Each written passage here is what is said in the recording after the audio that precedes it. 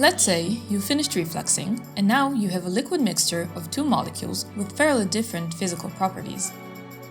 Let's talk about how you can use liquid chromatography to separate these materials. The basic idea is fairly simple. We run a solvent through the column, and when the column is ready, we load our mixture. If everything is done properly, we can expect the materials to run through the column at different speeds.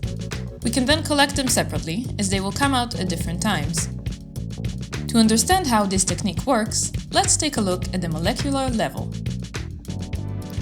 Taking a closer look, we can see that the silica is made out of disordered grains that are packed tightly together.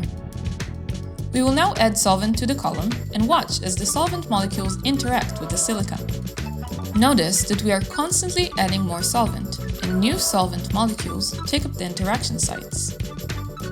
As we add our mixture, we expect polar molecules to compete with the solvent for these interaction sites, and therefore run more slowly down the column.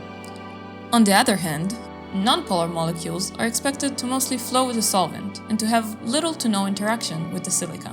The non-polar molecules are therefore expected to come out of the column first. In the practical example, we will be separating two structural isomers of nitrophenol.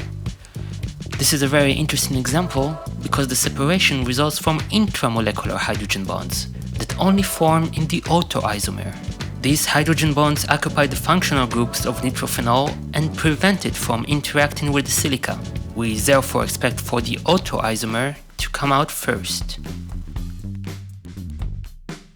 Note that we are loading the sample in circular motion to assure an even and uniform distribution.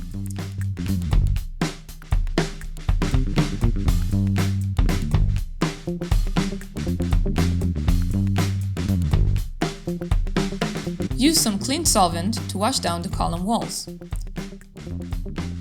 Now, open the tap and allow the sample to load on to the silica, but make sure that the silica is never exposed to fresh air. Add a small amount of solvent and repeat this action.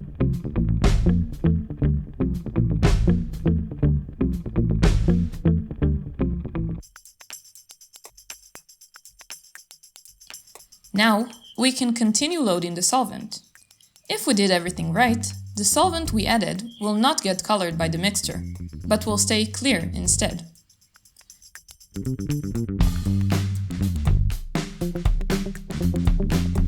Finish loading the solvent, and you are now ready to start the separation.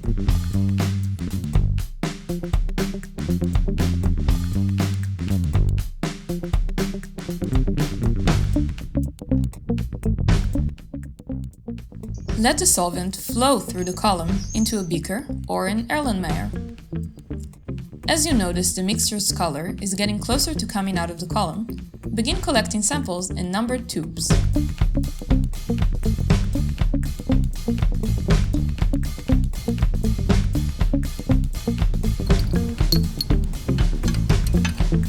In this case, you can see an excellent separation, represented by two stripes with no overlapping. We might have gotten more narrow stripes if we used a different solvent mixture. Choosing the correct solvent mixture is an important part of chromatography and is worth reading about in the literature. Once we finish collecting our product, we'll check each of the tubes with a quick TLC.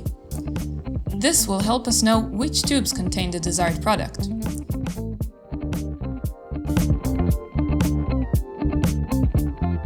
If we have a sample of our original mixture, we'll include it as a reference on our TLC plate.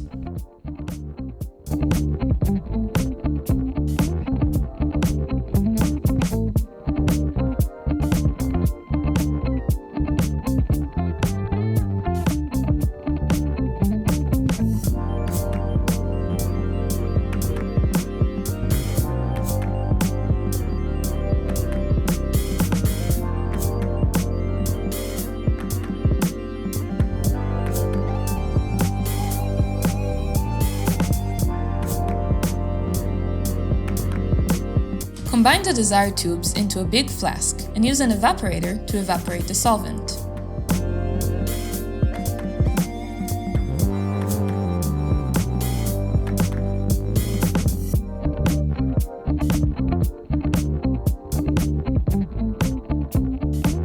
Good luck in the lab, and and have a pleasant separation.